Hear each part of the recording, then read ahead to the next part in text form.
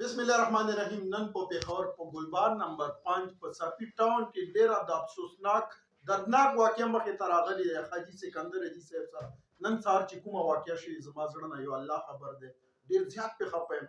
حاجي سکندر ډیر یارباش، ایمانداره، دینداره، میلمه دوست سړی و.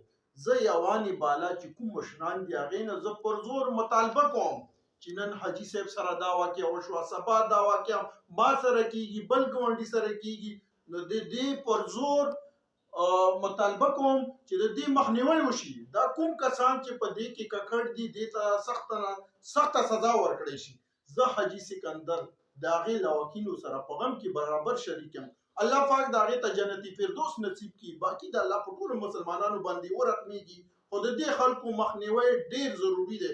زه یوانې بالا ته بیا سوال کوم چې خدای دپاره خاص کر په دې پښتنو باندې ورحمېږئ، ورکړئ دې خلکو ته سزاګانې، پانسي ته یې چړاو کړئ، سریچو کې سریامې ځوړن کې سنسارې کړئ چې مخکې ونه عبرت والي چې بیا دا رقم ته واقع مخې ته نه راځي.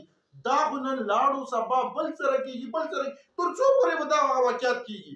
سوال درته کوم، درته جړه فریاد کوم یوانې بالا مشرانو. زه به کوم مشر یاد کوم؟ زه وزیر اعلی صاحب ته وایم، ګورنر ته وایم، آی جي صاحب ته وایم، ټولې سرکاري ادارو ته، انټلیجنټ ادارو ته، پولیس افسرانو ته دا سوال کوم چې دې کسانو ته سخت نه سخت سزا ورکړی شي، د دې لواکینو ته د انصاف میلاو شي.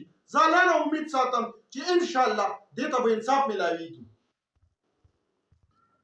انشاءالله زه ادارو نه دا امید ساتم، ادارې، پولیس چې څومره محکمې دي دا ټولو کې قابلیت شته. انشاءالله دې لواکینو ته به انصاف میلاویږي، دې به انصاف ورکوي.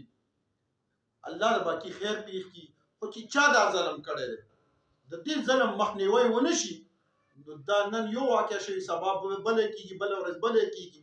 نو سوال یو ځل بیا بار بار سوالونه کوم د تاسو به دا ویډیو کې څه سوالونه کوي؟ زما زړه خوږېږي، زړه نه مې وینې څاڅي. تر څو پورې به دا شی قتل عام کېږي؟ برای مهرباني وکړئ د دې مخنیوی وشي او دې ته د انصاف میلاو شي.